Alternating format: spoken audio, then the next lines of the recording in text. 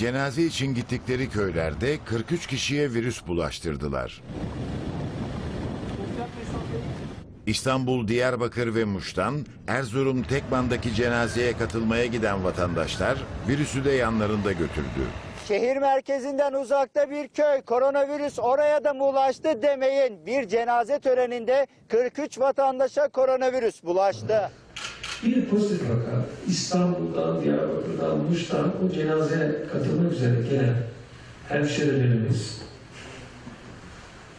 birden 43 vaka birden arttırdı.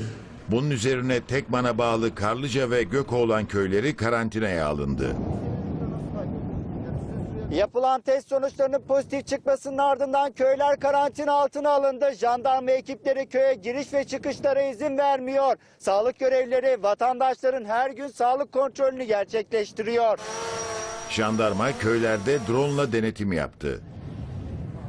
Karantinadaki köyde yaşayan vatandaşların temel ihtiyaçları Vefa Sosyal Destek Grupları tarafından karşılanıyor. Vatandaşlara her gün kolilerle temel gıda malzemesi ve hijyen malzemesi ulaştı.